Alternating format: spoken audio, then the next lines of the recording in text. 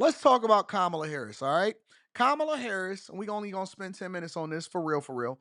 Kamala Harris has certified the results of the election, and has said that Trump is the actual winner of the election itself, and she has some words to say afterwards. Let's get to it. Members of the House and Senate are gathering in what is there, and there is the Speaker Mike Johnson and Vice President Kamala Harris. It's obviously a bipartisan or even nonpartisan event where the leaders of this country come together to count the electoral votes. There's Ted Cruz, a senator from Texas, who was one of the main individuals who helped cause what happened 4 years ago by putting forward the falsehood that the vice president could somehow do something to stop the electoral count. There's Democratic leader Hakeem Jeffries with Catherine Clark. Hakeem Jeffries, he just seemed like a snake. He genuinely just seemed like a snake. Let me see if I can fast forward it. And there's a certain privilege involved that day we're grateful for. And we saw being for as delivered to the President of the Senate is as follows. The whole number of the electors appointed to vote for President of the United States is 538. Within that whole number, the majority is 270. The votes for President of the United States are as follows. Donald J. Trump of the state of Florida has received 312 votes. Kamala D. Harris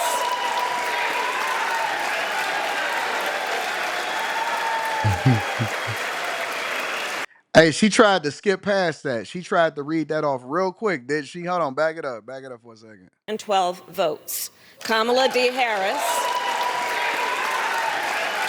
Hey, she tried to skip past that so fast. No, say it slow and say it with your chest. Say it slow and say it with your chest. Don't say it fast. Don't be quick with it. Donald Trump, 312 electoral college votes. We like that. Hakeem Jeffries is Team Obama.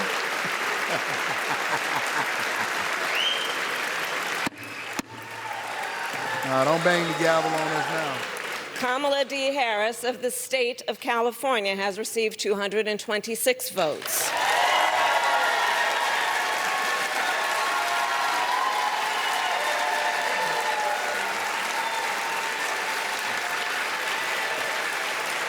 I don't believe in moral victories personally. I don't believe in moral victories. I think that there should either be winners or losers. There is no you tried hard. I see content creators on this app and they be begging for some clout, begging for some visibility, begging for you to go over there and say, hey man, this and that, and this and that. Hey man, let me give you some tips. Let me help you out or whatever. No. It's a hierarchy. It's a hierarchy. We are all in competition. They in competition with politics. We in competition with content creation. You in competition with sports. You're in competition with women. You in competition with business. This is a competition. There is only winners and losers. There is no middle. There is no in between. God don't even like people that's in the middle. He don't even like people on the fence. There is no warm, lukewarm. He spit you out of his mouth. There's only winners and losers. So when I see these people get up and applaud and give her a moral victory, that will be an insult to me. For me, when somebody say, "Oh man, you tried hard," that is not that is a moral victory. At least you was in the race. Don't ever hit me with an at least, and don't ever hit me with a but. Don't ever compliment me and say, "But you good, but you did good, but you lost." Nope. It's either winners and losers. Do not spit in my face. Moral victories are for people that got participation trophies when they were growing up.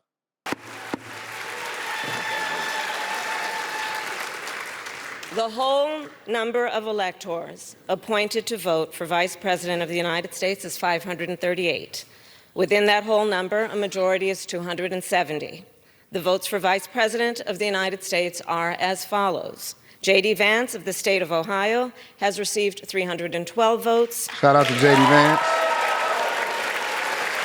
Next President of the United States of America in 2028.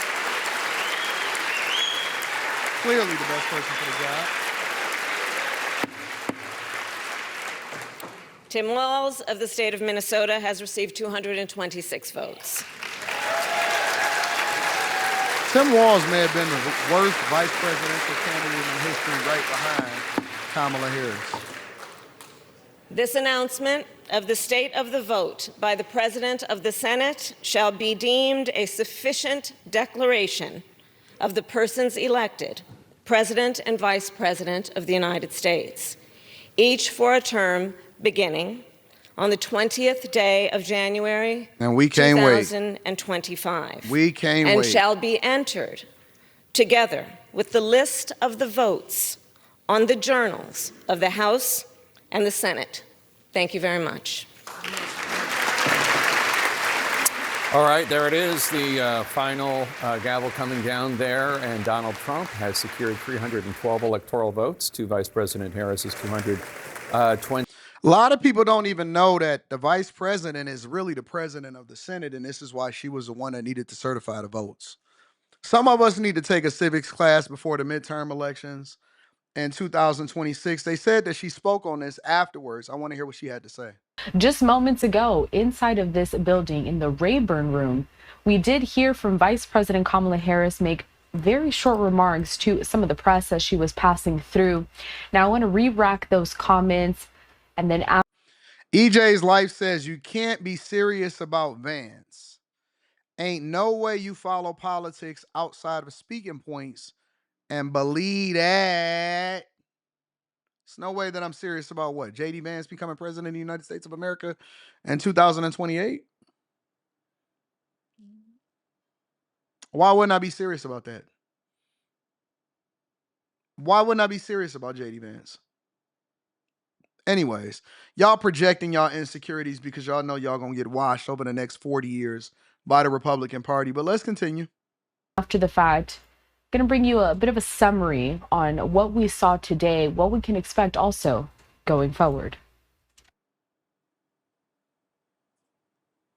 It was obviously a very important day, and it was about what should be the norm and what the American people should be able to take for granted, which is that one of the most important. Listen, it's people new here every single day. If you're new here, make sure that you grab a seat, sit down.